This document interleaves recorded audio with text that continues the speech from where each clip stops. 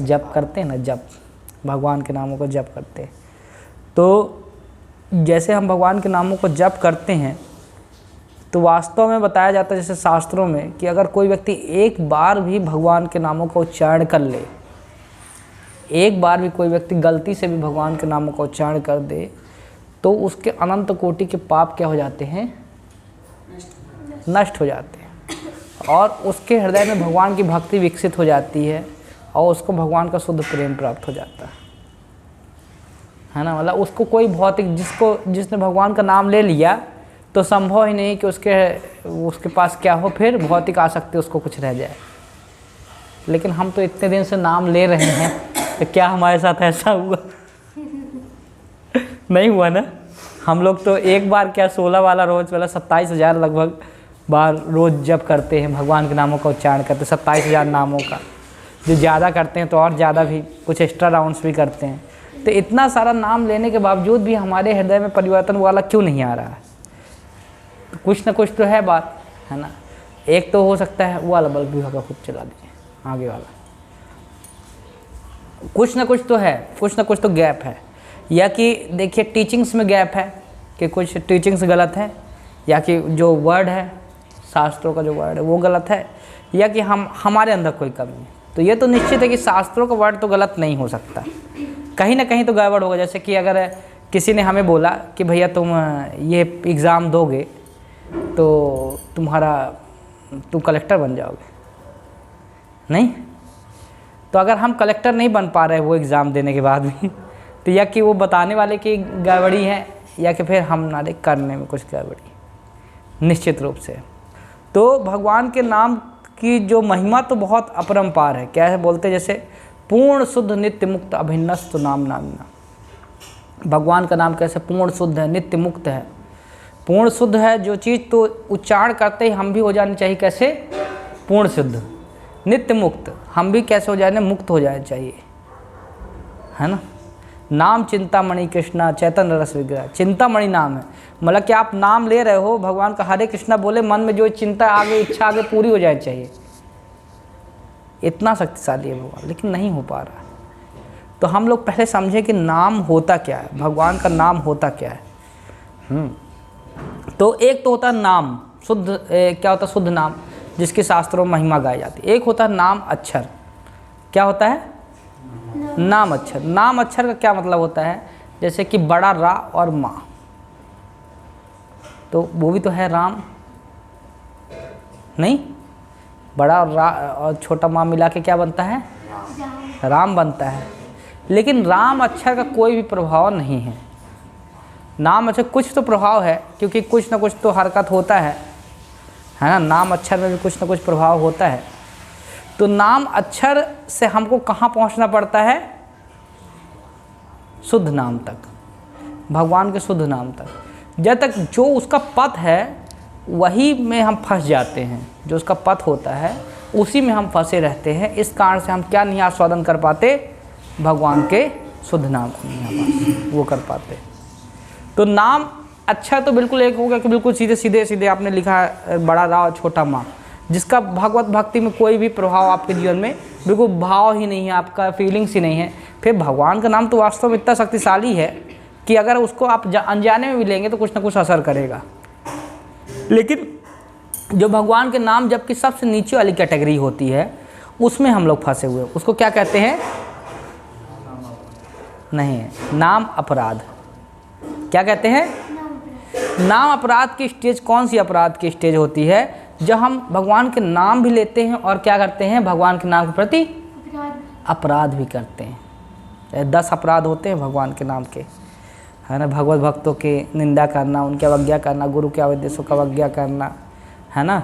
भौतिक आसक्ति बनाए रखना, ध्यानपूर्वक नाम न लेना, है ना। अश्रद्धालु को कृष्ण नाम की महिमा को उद्देश्य करना, बहुत सारे ऐसे अपराध हैं। तो टोटल 10 अपराध मुख्य रूप से जो भगवान के नाम के जप में होते हैं। तो जब नाम अपराध का क्या मतलब है? जब भगवान का नाम भी हम ले रहे हैं और साथ में क्या कर रहे हैं? अपराधपूर्ण एक्टिविटी भी कर रहे हैं। लेकिन हम जिस स्टेज में हैं तो संभव ही नहीं है कि हम अपराध के बिना भगवान का नाम ले सकें। संभव ही नहीं है। क्यों? क्योंकि हमारे संस्कार ऐसे पड़े हैं, हमने पहले से ही कभी किसी का इस तरह से, इस भाव के साथ, जिस भाव के साथ भक्तों का रिस्पेक्ट करना चाहिए, भक्तों का सम्मान करना चाहिए, जिस तरह से भक्तों को देख के हृदय आप्लावित होना चाहिए, है ना, वो हमारा होता ही नहीं है।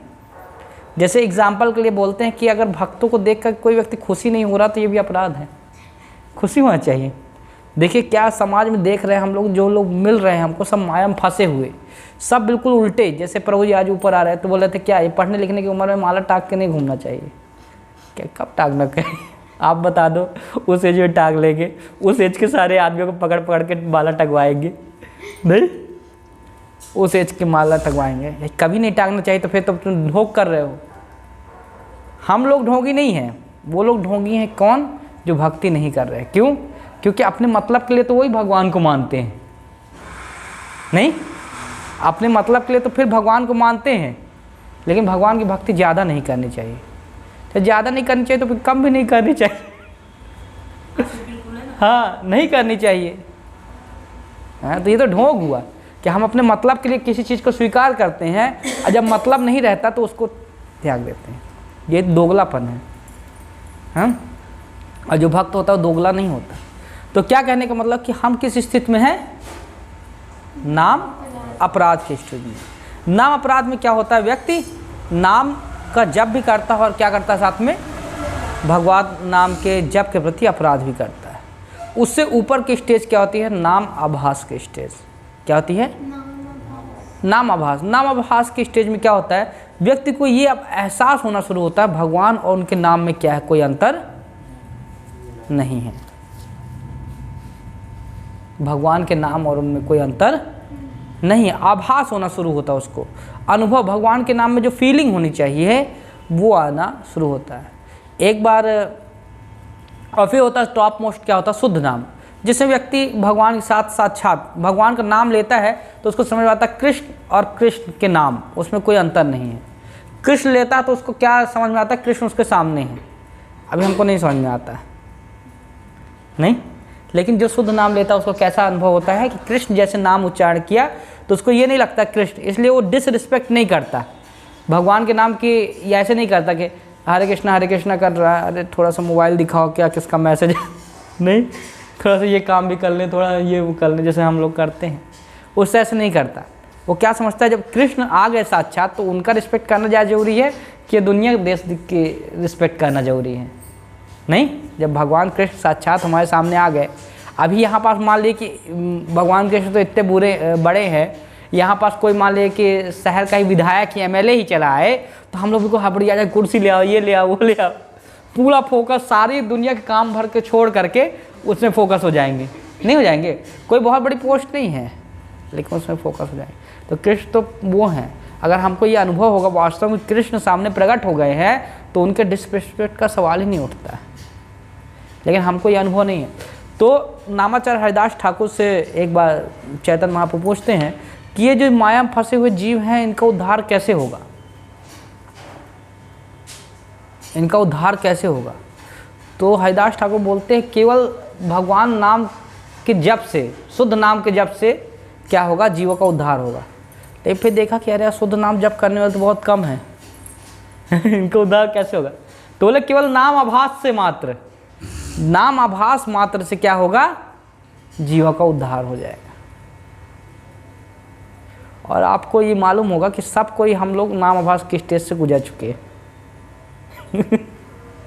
आश्चर्य लग रहा है ना? सब कोई हम लोग कहाँ से गुजर चुके हैं? नाम आभास की गुजरे हैं क्या? है? लगता नहीं ना। नाम आभास भी कई तरह का होता है। एक होता है छाया नाम आभास। क्या कहलाता है?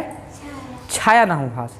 क्या होता है कि जब हम शुरू में भक्ति में आते हैं, पहला कदम रखते हैं, तो आप उस दिन को याद कीजिए। जब शुरू में आप पहले दिन भक्ति में आए थे, पहली बार माला की थी, है ना, और पहली बार क्या कीर्तन अटेम्प्ट किया था, जिस भी जगह में थे आप, वाट एवर, जहाँ पर पहली बार आपने कीर्तन अटेम्प्ट किया था तो एक अलग ही भाव आया था। उस समय मन में कोई किसी पर द्वेष नहीं, कुछ नहीं, ईर्ष्या नहीं, मन में कुछ भी नहीं, कोई अलग भाव नहीं, और भगवान के नाम का अलग आस्वादन हो रहा था। हर किसी के साथ होता है। क्यों होता है?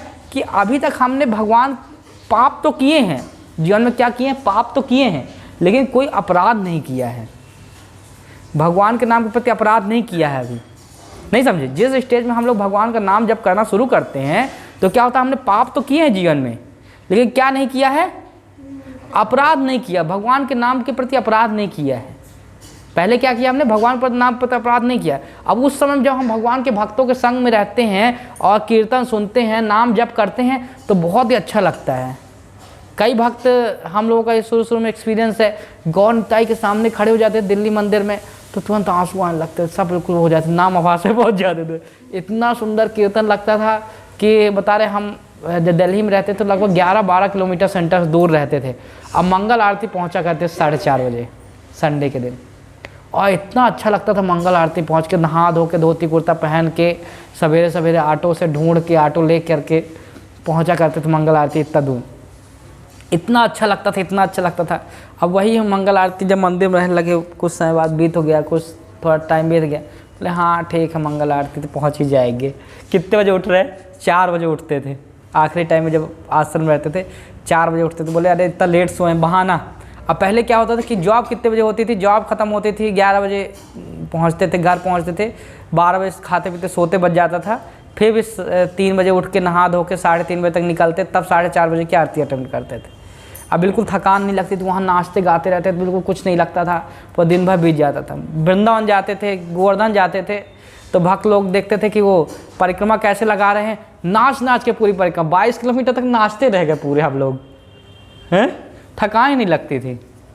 और अब क्या है कि अब थोड़ा सा कोई चलवा दे तो कितनी थकान, शरीर नहीं वो हुआ, क्या वो अपराध के कारण क्या हो गया, अब धीरे धीरे वो स्वाद आना कम हो गया। जितने अपराध ज़्यादा किए उतना ही क्या हुआ, स्वाद आना कम हो गया। जब भगवान के नाम का आस्वादन नहीं हो रहा तो कैसे व्यक्ति उसको जीवन में अपना पाएगा। मान लीजिए कि जैसे आप खाना खा रहे हैं और खाने में खूब नमक मिर्ची जो आपको नहीं पसंद है, कड़वा उल्टा पुल्टा गंदा सड़ा गला रख दिया है, तो आप कितनी देर तक उसको खाएंगे, जब तक आपका पेट ना भर जाएगा। मतलब कुछ तो खाना पड़ेगा कि पेट के अंदर जब कुछ नहीं मिल रहा तो 1-8 रोटी सूखी पानी में डाल के भी आदमी खा सकता है, जब कई बार कुछ नहीं मिलता तो, है ना, बहुत दिन से मान लीजिए भूखे हैं तो। लेकिन उसकी भी एक लिमिट है। वैसे ही है कि हम लोग क्या आस्वादन जब तक नहीं करेंगे, भगवान के नाम का आस्वादन नहीं करेंगे तब तक वो नहीं हुआ। लेकिन हमको शुरू में हुआ है, वो आस्वादन हुआ है, कभी ना कभी हुआ है, हर भक्त को हुआ है। जैसे कि नारद मुनि कथा से आता है, नारद मुनि की जो कथा है श्रीमद् भागवतम में आती है, तो उसमें क्या आता है कि नारद मुनि पहले क्या थे, पहले क्या थे, हाँ, जब दासी पुत्र थे तो उन्होंने भागवत भक्त महाभागवतों का संग किया और वहाँ पे गए, तो उनको भगवान ने क्या किया, उनके हृदय में जब विधियों का पालन किया उन्होंने, तो भगवान ने हृदय में थोड़ा सा उनके क्या किया, एक बार दर्शन दे करके एक बार उनको हिंट दिया। क्यों हिंट दिया? जिससे वो उस जो उसको आस्वादन हुआ है, जो भगवान के स्वरूप का दर्शन हुआ है और उससे जो उनको प्राप्त हुआ, आनंद प्राप्त हुआ है, उसको टारगेट करके जीवन भर क्या कर सके, वो भगवान का भजन कर सकें। अब बिल्कुल भी आस्वादन नहीं हुआ होता हमको तो निश्चित रूप से आज हमारे यहाँ बैठना कठिन हो जाता।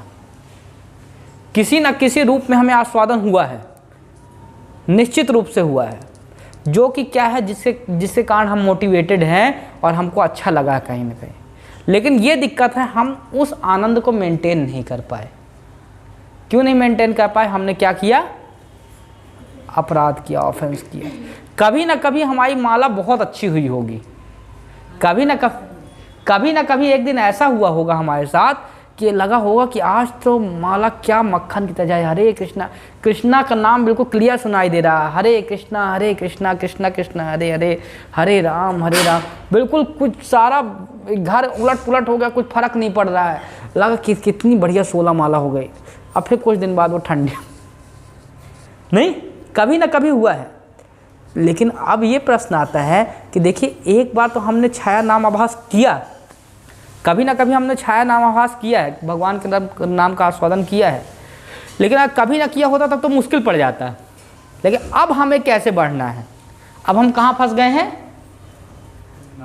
नाम अपराध के स्टेज में। तो अब हमें आगे बढ़ना भी है, वापस भी जाना है, वापस नामाभास की स्टेज में बढ़ना है। वास्तविक नामाभास, अभी हमने कौन सा नामाभास लिया था? छाया नामाभास। जो नामाभास किया उसकी छाया, वास्तविक नामाभास को हमने आस्वादन नहीं किया है, लेकिन छाया नामाभास को तो आस्वादन किया है। अब हमें क्या है कि आगे बढ़ना है, वापस नामाभास और शुद्ध नाम की ओर जाना है। साधना भक्ति का यही मतलब है। साधना भक्ति एक पथ है ना, साधना भक्ति एक पथ है जिसमें व्यक्ति क्या करता है? अभ्यास करता है ना, अभ्यास करता है, साधना करता है, तपस्या करता है और क्या करता है? भगवान के तरफ विकसित होता है, भगवान की भक्ति में बढ़ता है, भगवान की तरफ आगे बढ़ता है। साधना भक्ति का पूरा यही मतलब, कॉन्सेप्ट ही यही है। पूरी साधना भक्ति का क्या कॉन्सेप्ट है कि तपस्या के माध्यम से, अलग अलग विधियों के माध्यम से जीवन में अपना करके व्यक्ति भक्ति में आगे प्रगति करे। तो अभी हम कैसे बढ़ सकते हैं भक्ति में, ये प्रश्न है। हमको बढ़ना तो है, जीवन भर यहीं पास तो नहीं रहना है, इतने में नहीं रहना है। हमको भी टारगेट करना है, भगवत धाम जाने का टारगेट करना है ना, शुद्ध नाम लेने का टारगेट करना है। ये समझना है कि ये अभी देखिए क्या है, ये अभी तो हमें क्या बोलते हैं, वर्ड बाय वर्ड, कैसे आर्टिफिशियली मैकेनिकली तो समझ में आ गया है क्या कि देखिए ये बहुत ही जगत मिथ्या है, इससे हमें आसक्ति नहीं होनी चाहिए, इससे हमें डिटैचमेंट डेवलप करना है। अगर हम परिवार में रहें तभी वहाँ पास डिटैचमेंट का अभ्यास करना है, हर चीज़ से डिटैच होना है, हर चीज़ को कर्तव्य भाव में लेके आना है ना। सब सुन तो लिया है, लेकिन अब धीरे धीरे करना है। साधना भक्ति में यही करता है व्यक्ति, धीरे धीरे अभ्यास करता है, अभ्यास अभ्यास अभ्यास के माध्यम से क्या करता है? व्यक्ति आगे बढ़ता है। तो हमें भी अभ्यास करना है, और कैसे अभ्यास करना है उसके बारे में हम लोग डिस्कस करेंगे। तो अभी हम किस स्टेज में हैं भगवान नाम के जप की? नाम अपराध, नाम अपराध, नाम अपराध। तो नाम अपराध के में जब हम लोग जप लेते हैं, जप करते हैं, तो वास्तव में भगवान के नाम का आस्वादन तो नहीं हो पाता है ना। लेकिन ऐसी स्थिति में क्या करना चाहिए हमें कि एक टारगेट बनाना चाहिए। क्या बनाना चाहिए? टारगेट। और टारगेट बहुत लंबा नहीं कि मैं 1 हफ्ते में शुद्ध नाम ले लूँगा या कि 10 दिसंबर तक मैं बजा वो कर लूँगा, इस तरह का टारगेट नहीं। जप में कैसा टारगेट लेना है कि मैंने एक बार जो सबसे अच्छा अपने जीवन का जप किया है उसी तरह का मेरे को जप करना। इम्प्रैक्टिकल टारगेट नहीं। कौन सा टारगेट? कि मैंने अपने जीवन का जो सबसे अच्छा जप किया है उसी तरह का मेरे को जप करना है। नहीं, कितने घंटे हम लोग जप करते हैं? लगभग 2-2.5 घंटे, 2-2.5-3 घंटे, 3 घंटे मान लिया है ना। सबका अलग अलग समय है, 2-2.5-3 घंटे, 2 घंटे 2.5 घंटे, 2-2.5-3 घंटे तक जप में लगता है। और बाकी हमारे पास दिन भर में कितना समय बचता है? 21-22 घंटे, 21-22 घंटे बचता है जिसमें हम जप नहीं करते, है ना। तो ज़्यादा कौन सा है? 22 घंटे ज़्यादा है। लेकिन बताते हैं कि जो 2 घंटे का हमारा जप है, 2-2.5-3 घंटे का जप है, वो तो केवल 2 घंटे का। 21 घंटे जो हमारे जीवन के हैं वो क्या है? वो 2 घंटे के लिए तैयारी है। हम अपने जीवन में 21 घंटे में जिस तरह का आचरण करते हैं, जिस तरह का भाव रखते हैं, वो हमारे कहाँ पास ले जाके हमको टारगेट करते हैं? 2 घंटे में।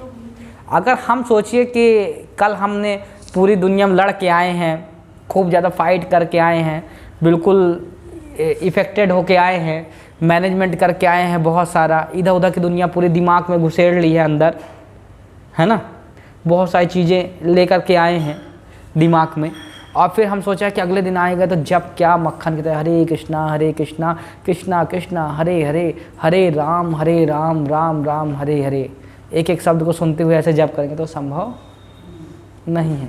इसलिए जैसे भगवत गीता का जो संदेश है, वास्तव में सबसे ज़्यादा हम लोग जैसे गृहस्थ हैं, मटेरियल वर्ड से डीलिंग ज़्यादा है, फैमिली वालों की मटेरियल वर्ड से डीलिंग ज़्यादा है। जो ब्रह्मचारी आश्रम में होते हैं उनके मटेरियल वर्ड से डीलिंग कम है। उनके लिए भगवान ने बहुत अच्छी सुविधा दी है। क्या दी है? उनको श्रवण कीर्तन का ज़्यादा मौका दिया है। किसी जगह में कट सकते हैं, नहीं, मान लीजिए जैसे कि हम एग्जाम्पल के ब्रह्मचारी आश्रम में जैसे कि गए, यहाँ से कुछ सामान खरीदने गए, है ना, किसी ने भेजा कि सामान खरीद के लाओ, और या कि वहाँ पास गया, ज़्यादा झगड़ा उड़ा हो रहा है, देख रहे मन डिस्टर्ब हो रहा है, चले आए वापस, खाने को नहीं है, थोड़ा बहुत पानी वानी पी लेंगे, कुछ चिड़वा उड़वा मिला के खा लेंगे। हम लोग ऐसे ही करते, चिड़वा मिला के खा लिए, किसी की खिचड़ी ले लिए, जैसे कई बार लेट हो गया कुछ हो गया, टेंशन नहीं, कहीं खिचड़ी ले लिए, कुछ खा लिए, ऐसा चीज़ खा लिया। जो खिचड़ी तो बट दिन रहती थी मंदिर में, है ना, कुछ भी ऐसा हल्का फुल्का खा के फुर्सत, तो कुछ ऐसा जिम्मेदारी नहीं। तो क्या है उस समय में, क्या हमारे पे मौका है कि हम थोड़ा सा बहुत चीज़ों को इग्नोर कर सकते हैं। लेकिन गृहस्थ में तो बिल्कुल नहीं है संभावना कि आपको जाना है मार्केटिंग करने के लिए, पत्नी के लिए लेने जाना है, पति के लिए कुछ सामान लेना है, बच्चों के लिए कुछ सामान लेना है, तो आप ये नहीं कर सकते कि अरे ज़्यादा यहाँ चेतना डिस्टर्ब हो रहा है तो हम यहाँ पास से निकल लेते हैं, बाद में ये करेंगे, बाद में वो करेंगे। नहीं, ऐसा संभव नहीं। लेकिन क्या कर सकते हैं हम लोग? अभ्यास कर सकते हैं। क्या अभ्यास कर सकते हैं? कि वो चेतना हमें इफेक्टेड ना करे। जैसे शीला प्रभुपाद जी, जैसे प्रभु जी एग्जाम्पल भी कहानी बताए थे, एक ये जैसी कंट्री कहानी है, तो वहाँ पास के टेम्पल के जो डिवोटीज थे, उन्होंने क्या एक नियम बनाया, एक जगह की बात है, किसी कंट्री की बात है, शायद न्यूजीलैंड साइड की शायद बात है आई थिंक। तो वहाँ के डिवोटीज थे, तो उन्होंने एक नियम बनाया। क्या नियम बनाया कि जब भी कोई व्यक्ति गुस्सा करता था, जैसे कि मैंने गुस्सा किया, तो एक सामने वाला डिवोटी आता था तो उसको क्या बोलता था? चैंट एंड बी हैप्पी आकर के बोलता था। तो उसको फिर क्या करना पड़ता था? तुरंत जप करना पड़ता था, और जैसे जप करता था उसका गुस्सा बेचारे का शांत हो जाता। तो इस तरह से उस मंदिर का नियम था कि कैसे जैसे कोई व्यक्ति गुस्सा करेगा तो क्या होगा, ऐसे कोई व्यक्ति आएगा और बताएगा, नहीं बोलेगा चैंट एंड बी हैप्पी। तो एक बार वहाँ कौन आए? प्रभुपाद जी आए। प्रभुपाद जी आए, और प्रभुपाद जी आते ही क्या हुआ कि देखे अरे मंदिर पूरा गड़बड़ कर रखा है, ये गड़बड़ कर रखा। तो प्रभुपाद जी सबको बुलाए, वो डांटने लगे बिल्कुल कि तुम लोगों ने ये सफाई नहीं किया, ये नहीं किया, तुम लोग कैसे प्रीचिंग कर रहे हो, ये कर रहे हो, वो कर रहे हो, ऐसे बहुत डांट रहे थे, बहुत तेज गुस्सा कर रहे थे। अब बताते एक बार हम लोग नित्यानंद महाराज से मिले थे, अभी नित्यानंद महाराज शरीर छोड़ दिए, तो पर्सनली हम लोग जब मायापुर गए थे तो एक बार मिले थे नित्यानंद महाराज। तो नित्यानंद महाराज कई उसको एग्जाम्पल देते हुए बताए थे प्रभुपाद जी के बारे में कि प्रभुपाद जी ने इतना गुस्सा किया है, इतना गुस्सा किया है कि जितनी आचार्य परंपरा है पूरी मिल करके इतना गुस्सा नहीं कर पाए। इस तरह से प्रभुपाद जी थे, जितना प्रेम उतना ही गुस्सा भी, है ना, बहुत बहुत गुस्सा करते थे, बहुत डांटते थे, बिल्कुल जैसे कि एक बहुत अच्छा वो होता है ऑफरिंग कर दी। जैसे एक बहुत एक्सपर्ट व्यक्ति होता है ना, मैकेनिक होता है, उसको मालूम है बिना ठोके काम नहीं होगा, नहीं बिना ठोके काम नहीं होगा। तो कि प्रभुपाद जी जब ऐसे ही बिल्कुल बहुत तेज चिल्ला रहे थे, बहुत तेज गुस्सा कर रहे थे, तो एक छोटी बच्ची थी वहाँ पे, तो वो नहीं जानती थी कि ये प्रभुपाद जी तो सबके गुरु हैं, सबके ऊपर यही है ना, और इनसे ऐसा नहीं बोलना चाहिए, इनको इंस्ट्रक्शन नहीं देना चाहिए। तो वो जाके बच्ची बोलती है, क्या बोलती है? बोलती है प्रभुपाद चैंट हरे कृष्णा। क्या बोलती है? प्रभुपाद चैंट हरे कृष्णा। हैं? हाँ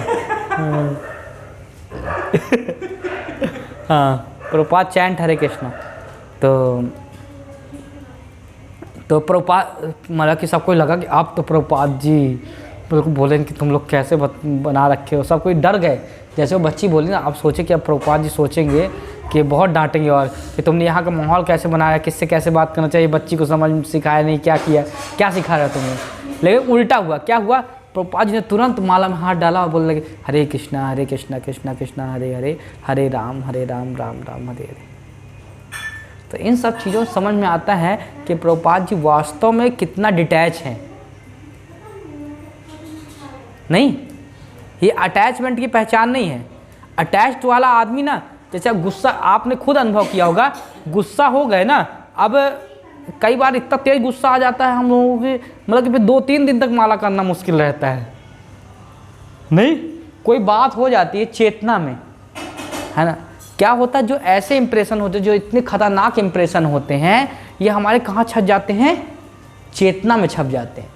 चेतना में छपी हुई चीज़ बहुत खतरनाक है, उसको वास कर। मन में कोई चीज़ है तो उसको साफ किया जा सकता है, मन में थॉट्स है कोई, तो उसको साफ किया जाता है, उसको हटाया जा सकता है। कोई थॉट्स में है, कोई चीज़ें हैं, उनको वॉश किया जा सकता है कैसे में से। लेकिन अगर कोई चीज़ चेतना में हमारा इंप्रेशन छोड़ दी ना, उसको छोड़ना बहुत कठिन है। अब भक्त लोग चेतना में केवल किसको रखते हैं? कृष्ण को रखते हैं। इसलिए प्रभुपाद जी ने सोसाइटी को क्या नाम दिया है? कृष्ण भावनामृत संघ। मतलब भावना में कौन है?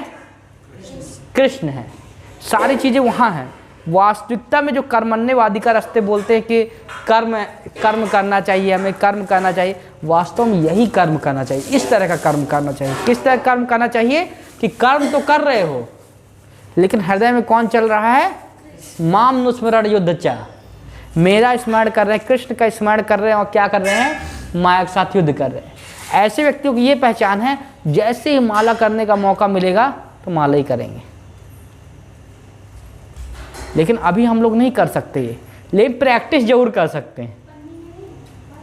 नहीं, प्रैक्टिस जरूर कर सकते हैं। प्रैक्टिस कैसे कर सकते हैं? कि हम हरि नाम को और ध्यान से लें।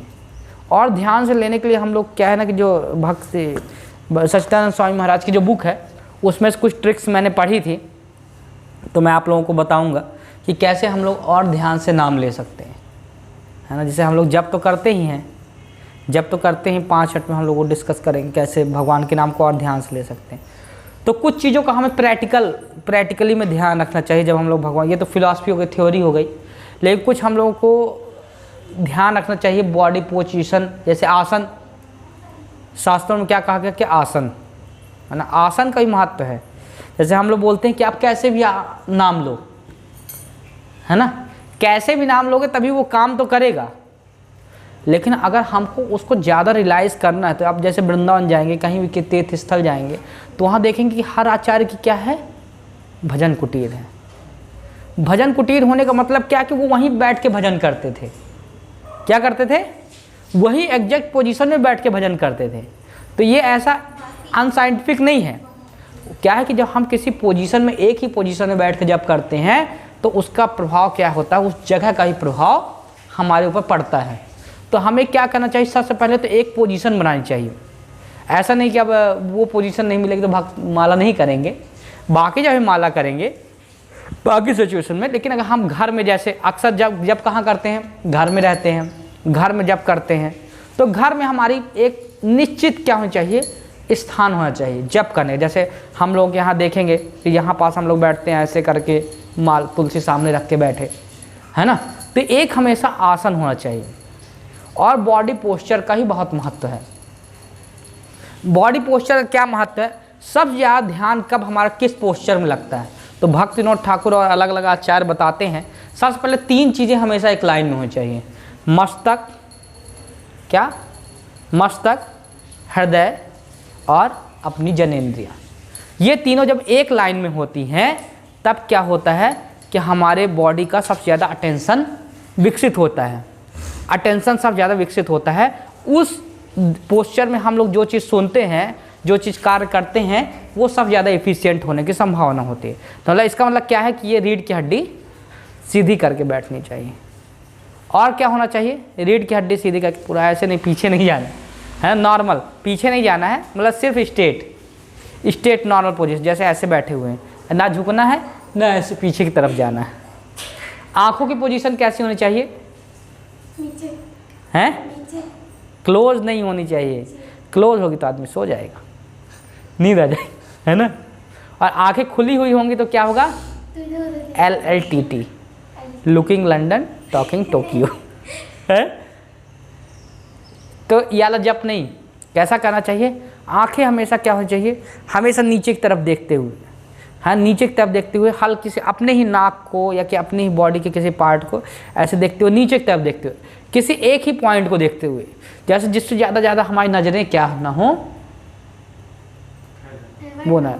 क्योंकि देखिए सब चीज़ की शुरुआत आँखों से ही सब ज़्यादा होती है। आँखों से खाना भी है ना, तो हम लोग पहले आँखों से देखते हैं। कोई भी इंद्रिय भोग की वस्तु होती है, हाँ, तो उसका आस्वादन तो जीवा, त्वचा, अलग अलग इंद्रियां करते हैं, लेकिन उनके इन्फॉर्मेशन सबसे पहले कौन पहुंचाता है? आँखें। आँखों की शक्ति बहुत दूर ज़्यादा है, आँखें बड़ा दूर दूर देख लेती हैं। नहीं, आँखें बहुत दूर, जैसे बहुत दूर कोई आवाज़ हो रही ना, तो क्या है कि आप वहाँ पास क्लियर नहीं सुनाई देगा आपको क्या हो रहा है, हैं अक्सर नहीं सुनाई देगा। या कि बहुत दूर अगर जैसे गाना वाना बज रहा है तो उसमें आप आनंद नहीं ले पाएंगे। लेकिन बहुत दूर से भी अगर कोई गाड़ी भी निकल रही है, कोई मान लो आपकी मनपसंद चीज़ है और आंखों ने उसको एक बार देख लिया ना, तो फिर वो वहाँ पास मन में तुरंत संदेश पहुँचा देती है। आंखें क्या होती है, मन में तुरंत संदेश पहुँचा देती है और जो हमारी आसक्ति की चीज़ होती है वहाँ पास डिटेलिंग में काम कर लगती है। तो हमें कैसी आंखों की पोजीशन होनी चाहिए, हमेशा झुकी हुई। जितना हम झुक करके, जितना हम नीचे की मतलब कि आंखों को पलकों के नीचे की तरफ रखेंगे और जप करेंगे, उतना ही हमारे जप में क्या होगा, ध्यान भटकने की संभावना कम होगी। ये तो हो गई किसकी बात हो गई, बॉडी पोस्चर की बात हो गई। और क्या करना चाहिए जप के समय में, क्या करना चाहिए, जैसे हम लोग जप करते हैं तो बहुत समय तक जप करते करते क्या है कि थोड़ा सा जप ना एक फ्लुएंस में जाने लगता है। वो फिर क्या है कि जप में ध्यान और कम हो जाता है, बिल्कुल एक रिदम टाइप को पकड़ लेते हैं, जैसे हरे कृष्ण कृष्ण राम हरे राम राम हरे कृष्ण कृष्ण राम राम राम हरे कृष्ण, ये बिल्कुल रिदम टाइप को पकड़ लिया। तो सुनाई ही नहीं दे रहा, लेकिन मुंह से चल रहा है, लेकिन कान में जा ही नहीं रहा है। नहीं, कई बार ऐसा होता है, मुंह में चल रहा है और कान में नहीं जा रहा है, होता है कि नहीं होता है। ये सबसे ज़्यादा कॉमन प्रॉब्लम है। तो इस स्टेज से ऊपर उठने के लिए क्या करना चाहिए, उसके भी लिए भी महाराज बहुत अच्छे इसमें सॉल्यूशंस बताते हैं। एक तो क्या होना चाहिए कि जैसे कि हम थोड़ा थोड़ा जैसे 2-3 माला किए, एक साथ माला कर रहे हैं, है ना, तो अगर प्रयास करना चाहिए कि जैसे कि हमारी 2 माला 3 माला हो गई, 1 माला हो गई, तो हमें 1 माला के बाद थोड़ी सी एक बार पूरी लंबी